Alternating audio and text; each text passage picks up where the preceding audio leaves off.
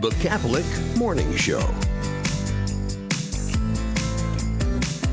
Thanks for listening in this morning. Deacon Mark Campbell taking you up to 8 o'clock, where we will turn you over to Catholic Connection with Teresa Tomeo.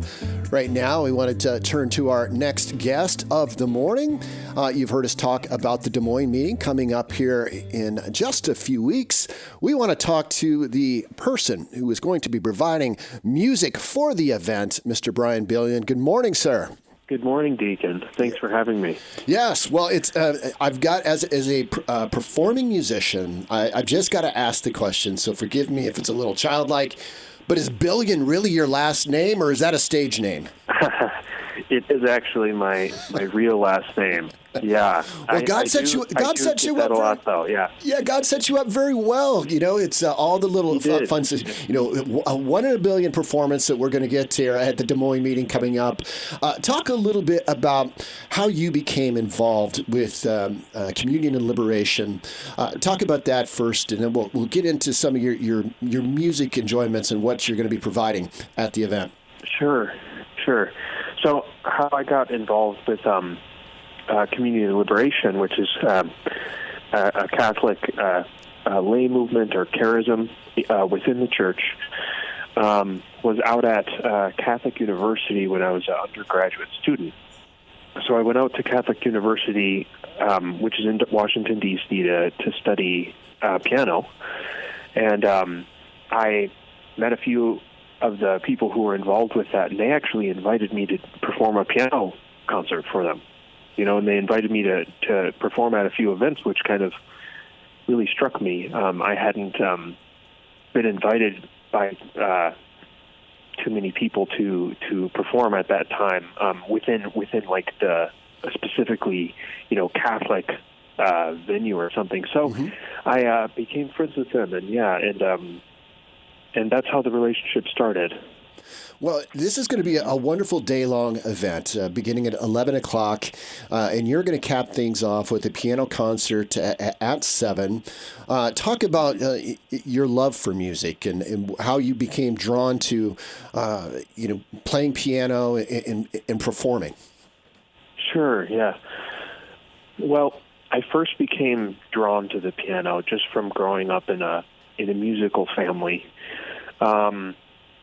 My parents are music lovers and, devout Catholics as well. So I was raised in an environment where I'm really thankful to my parents for kind of emphasizing music and beauty in the arts. And it was just kind of part of our education growing up. But it wasn't until I was about 10 years old, or 9 or 10, that I just started listening to the radio and classical stations, and something about classical music, the sort of timelessness of it, and the deep kind of profound emotions that it could evoke really struck me, as about a 9 or 10-year-old. And I asked if I could have piano lessons. And so from there, we tried to find a piano teacher, and I started kind of I felt inspired to really spend a lot of time doing that. And, after a few years, I really decided, I want to do this for a living if I can. And at least I want to really pursue this in college and keep studying music. So it kind of started from that young age, but I'm thankful for my parents for, I think, nurturing that. And I think that they maybe saw that I had a gift for it and were very supportive and wanted to nurture that. Which I'm very thankful for, because that's not to be taken for granted. It's absolutely not. And I have such deep admiration for those who have the gift or the talent for playing music. I don't really remember if I was fired or if I got, if I quit piano lessons as a kid, but I just couldn't grasp, the concepts, or didn't have the patience for it. So I have a real appreciation for it. So to talk a little bit about this opportunity to take music, which is can be seen from a purely secular perspective, but being able to take music and make a connection with our Catholic faith. Yeah, well, that's certainly something that I try to do in in most of my performances these days, because I do see a really profound connection. Music, of course, is part of the Catholic Church's tradition in such an amazing and close way. Sacred and secular music always evolving alongside, the culture of the church. Ever since music notation was invented, actually, with Gregorian chant, and then through the Renaissance period and so forth. So the history is there. Now, for me personally, the thing that I emphasize a lot is this music is, because of its amazing beauty, it can be such an inspiration, a sign, and an experience of the divine.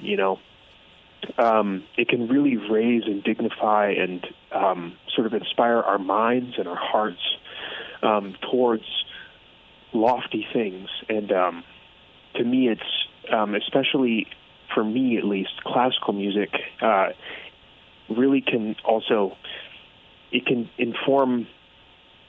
inform us about our own humanity.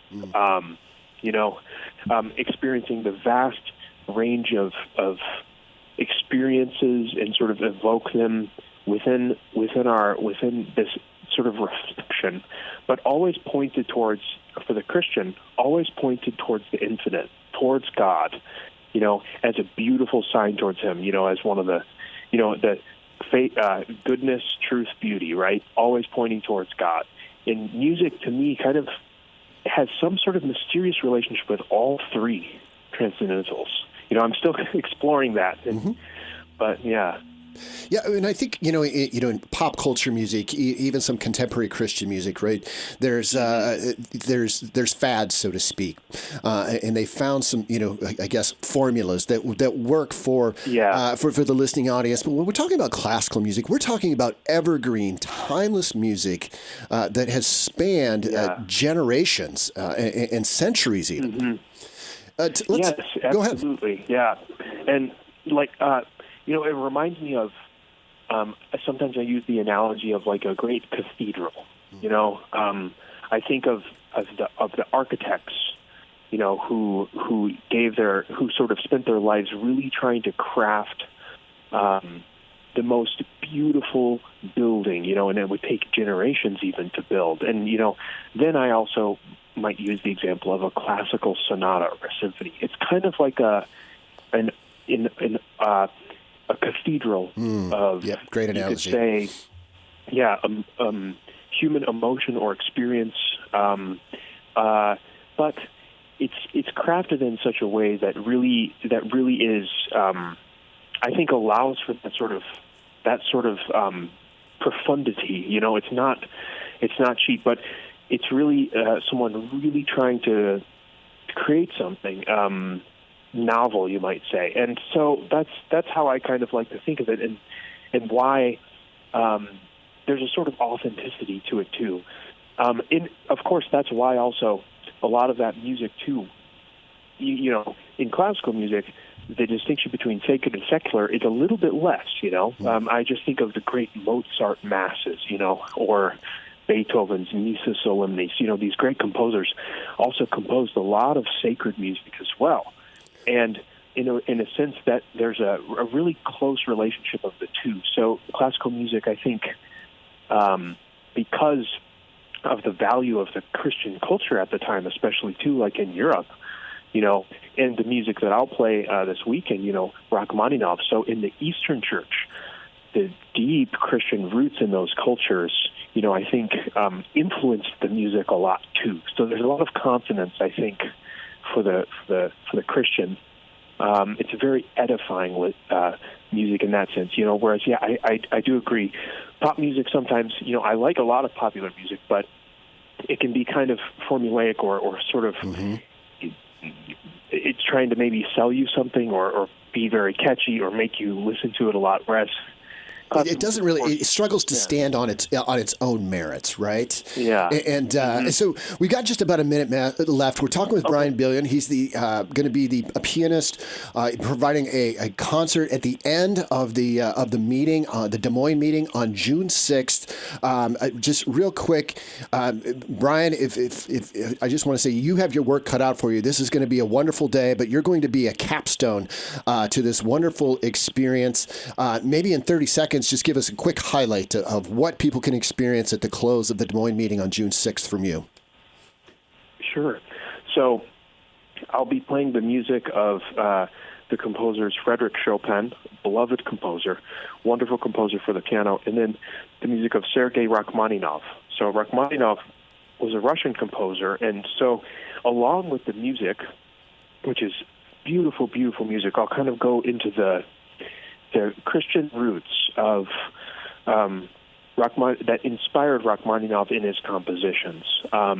Inspired for him, especially through the Eastern Church, but just in general, Christianity.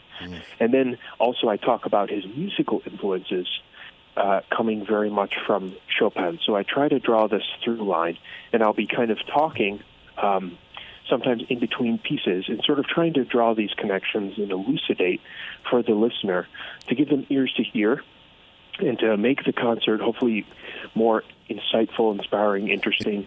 Brian, I got to cut you off. Unfortunately, it sounds like a classical version of VH1 Storytellers. So the Des Moines Meeting.com. Brian Billion, the closing act, if you will, of what is going to be a wonderful event on June 6th. Thanks for joining us here on the Catholic Morning Show, Brian. Thank you so much, Deacon. Listen to the Catholic Morning Show weekdays at 7 a.m. Central on the Iowa Catholic Radio Network, iowacatholicradio.com, or the Iowa Catholic Radio app.